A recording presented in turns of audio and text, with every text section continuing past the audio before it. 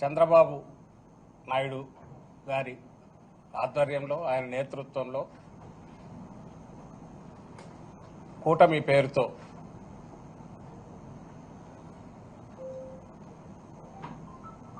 మొదలైన అరాచకపు నిరంకుశ మోసపూరిత పాలనకు మోసపూరిత వాగ్దానాలతో ప్రజలను భ్రమలో పెట్టి ఆయన తీసుకున్న ఆ తీర్పుకు ఈరోజు జూన్ 4కు ఏడాది అవుతుంది. ఈ ఏడాది బహుశా ఇంత అరాచక పాలన కానీ ఒక్కటంటే ఒక్క హామీ కూడా పూర్తిగా అమలు చేయకుండా అడ్డంగా ప్రజలను మోసం చేయడం కానీ బహుశా చరిత్రలో ఎప్పుడూ జరిగి ఉండదు. దాన్ని ప్రశ్నించకుండా గొంతు అనేది లేవకుండా భయోత్పాతం క్రియేట్ చేసిన స్టేట్ ప్రభుత్వమే భయోత్పాతం క్రియేట్ చేసిన చరిత్ర కూడా బహుశా ఎక్కడా ఉండదు. అది ఏడాదిలోనే ఒక్క ఏడాది కాదు, వచ్చిన రోజు నుంచే బహుశా దేశ చరిత్రలోనే కాదు ప్రపంచ చరిత్రలో కూడా అరుదుగా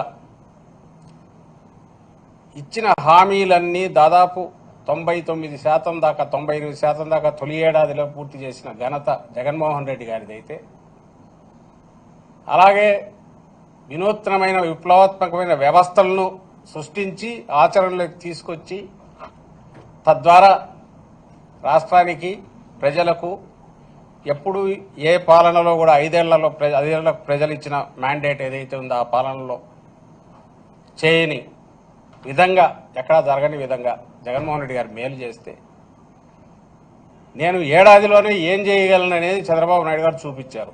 వాటన్నిటిని విధ్వంసం చేశారు. పెట్టిన పెట్టుబడి దాని మీద సామాజిక పెట్టుబడి కావచ్చు, ఆర్థికంగా కావచ్చు, అవి కూడా వృధా అయ్యేట్టు చేశారు. ఇంకో పక్క ఏడాదిలో ఎంత పవర్ చేతిలో ఉంటే దుర్మార్గంగా వ్యవహరించవచ్చు అనేది కూడా పూర్తి కాన్సన్ట్రేటెడ్ ఎఫెక్ట్లో అది కూడా చూపించారు. అన్నిటికంటే ఘోరం ఏమైందంటే ప్రజలను మోసం చేయడం. ఆ రోజు జగన్మోహన్ రెడ్డి గారు చెప్పారు, ఈయన ఏది చేసేవి కాదు, అమలు చేయడానికి అసాధ్యమైనవి. అవన్నీ చేయాలంటే 1,75,000 కోట్లు ఎంతో కావాలని ఆ రోజు లెక్క.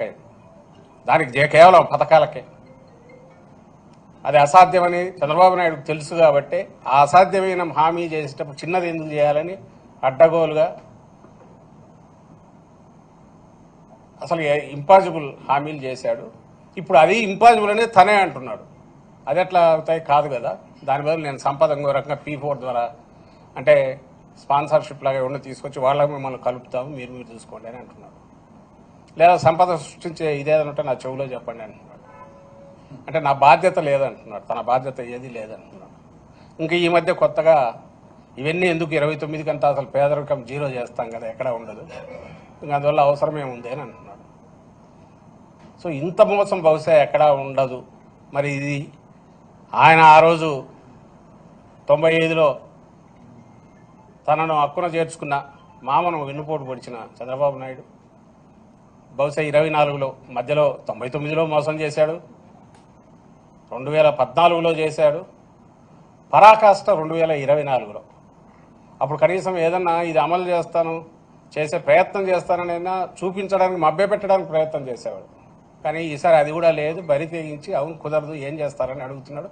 ఈ మధ్య ఎక్కడో మీరు మాత్రం ఏం చేస్తారని రైతులను ఉన్న ప్రశ్నించాడు. నీకు అప్పు ఇంతుంది, ఇదైతే నువ్వు ఎట్లా చేస్తావు, చేయలేవు కదా అని. మరి అప్పు చేయట్లేదా, ఎందుకు చేయట్లా? ఈ 1,37,000 కోట్లు ఎంతో తొలి సంవత్సరంలోనే చేశాడు. ఎక్కడికి పోయింది తెలియదు. ఒక్క డెవలప్మెంట్ కానీ సంక్షేమ కార్యక్రమాలు కానీ లేవు. సో ఇంత దారుణమైన ఇది ప్రశ్నించకుండా, ఈ అన్యాయాలను ప్రశ్నించకుండా ఉండే రకంగా హింసాకాండం సృష్టించి తప్పుడు కేసులు పెట్టి అరాచకం క్రియేట్ చేసి నా పాలన దీనికి ఇప్పుడు ఆ రోజు మామకు పొడిచిన వాడు వెన్నుపోటు ఈరోజు రాష్ట్ర ప్రజలు 5 కోట్ల మంది ప్రజలకు వెన్నుపోటు అన్నాం కానీ యాక్చువల్గా స్ట్రైపోటీ ఎదురుగానే నిలబెట్టి పొడిచాడు. దీనికి పేటెంట్ హక్కు ఎవరిదంటే చంద్రబాబు గారిది కాబట్టి వెన్నుపోటు అంటే వెన్నుపోటు దినంగా జూన్ 4న జరపాలని పార్టీ నిర్ణయించింది. అధ్యక్షులు ఇప్పటికే ప్రకటించారు జగన్మోహన్ రెడ్డి గారు. ఇది నియోజకవర్గ స్థాయిలో ర్యాలీల రూపంలో ప్రదర్శనగా వెళ్ళి అక్కడ ఉన్న ప్రభుత్వ ప్రతినిధులు ఎవరైతే ఉన్నారో అధికారులుగా నియోజకవర్గ స్థాయిలో ఎంఆర్ఓ కానీ ఆర్డీఓ కానీ జిల్లా కలెక్టర్లు కానీ శాంతియుతంగా ర్యాలీ జరిపి